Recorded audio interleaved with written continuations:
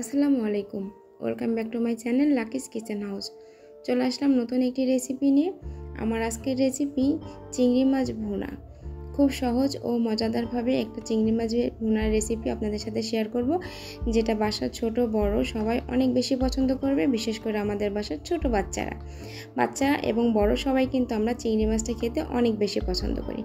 এখানে আমি half KG পরিমাণ বা 500 গ্রাম চিংড়ি মাছ নিয়ে নিয়েছি, আর মাছগুলোকে খুব ভালোভাবে কেটে ধুয়ে পরিষ্কার করে নিয়েছি। এখন দিয়ে দিচ্ছি আমি এখানে স্বাদ মতো লবণ।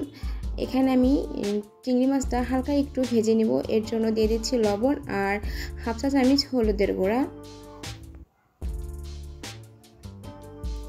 আর দিয়ে দেবো এখানে আমি হাফ চা চামচ লাল মরিচের গুঁড়া। এই হলুদ, মরিচ ও লবণটা দিয়ে চিংড়ি মাছটা খুব ভালোভাবে মিশিয়ে নিচ্ছি।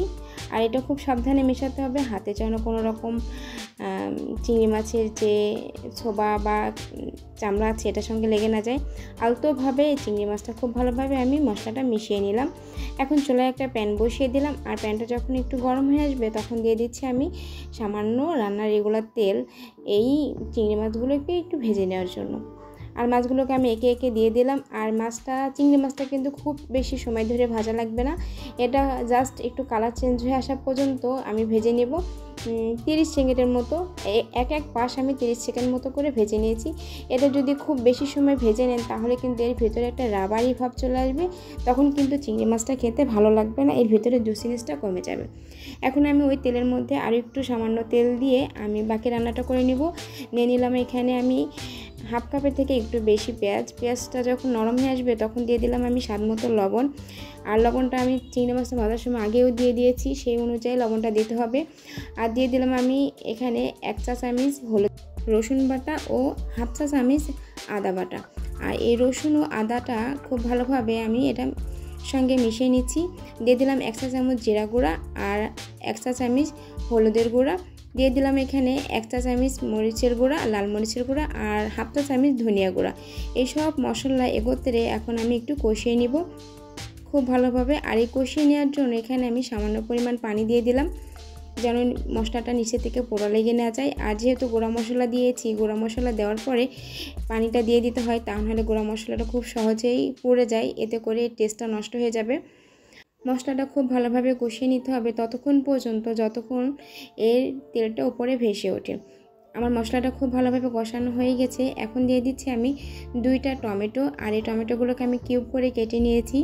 তবে এই টমেটোটা কেউ পছন্দ না করলে স্কিপ করতে পারেন, আর ভালো লাগলে টমেটোটা দিয়ে এই চিংড়ি মাছটা ভুনা করে নেবেন, এতে করে টেস্টটা অনেক ভালো আসে আর দেখতেও কিন্তু অনেক লোভনীয় লাগে। আর এই টমেটোটা সেদ্ধ হওয়ার জন্য এখানে আমি হাফ কাপ পরিমাণ পানি দিয়ে দিলাম, আর ঢাকনা দিয়ে ঢেকে আমি মশলা ও টমেটোটা খুব ভালোভাবে কষিয়ে নিব। কারণ চিংড়ি মাছটা রান্না করতে খুব বেশি সময় লাগে না, মশলাটা খুব ভালোভাবে কষিয়ে নিলেই চিংড়ি মাছটা রান্না হয়ে যায় প্রায়। এখানে আমি দিয়ে দিলাম কাঁচামরিচ ফালি। এখানে 7-8টা কাঁচামরিচ আমি ফালি করে কেটে নিয়েছি।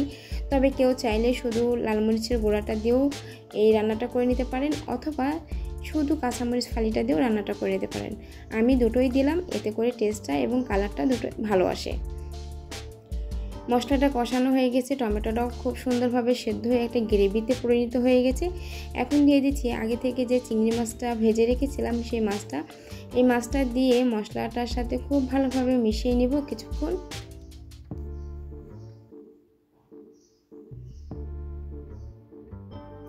আমি খুব ভালোভাবে অনবরত নেড়ে চেড়ে চিংড়ি মাছের সঙ্গে এই মশলাগুলো মিশিয়ে নিচ্ছি, আর কিছুটা কষিয়ে নেওয়া হয়ে যাচ্ছে।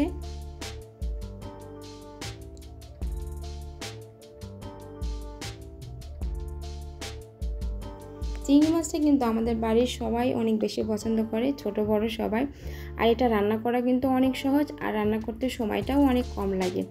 যখন চিংড়ি মাছটা খুব ভালোভাবে আমি মশলার সাথে কষিয়ে নেওয়া হয়ে যাবে, এখন দিয়ে দিচ্ছি আমি এখানে নর্মাল তাপমাত্রার পানি। তবে এখানে একটু হালকা গরম পানিও দিতে পারেন, এতে করেও এর টেস্টটা ভালো থাকে বা কালারটা ভালো থাকে। এখন আমি যে পরিমাণ ঝোলটা রাখতে চান ঠিক সেই অনুযায়ী এখানে পানিটা দিবেন। আমি এখানে খুব একটা বেশি ঝোল রাখবো না, ঝোলটা শুকিয়ে নেব, এই জন্য 2 কাপ পরিমাণ পানি দিয়েছি।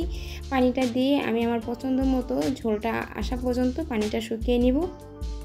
আর পানিটা যখন আমার পছন্দ মতন হয়ে আসবে, পানিটা শুকিয়ে আসবে, তখন দিয়ে দিচ্ছি আমি এখানে 1 চা চামচ জিরা গুঁড়া।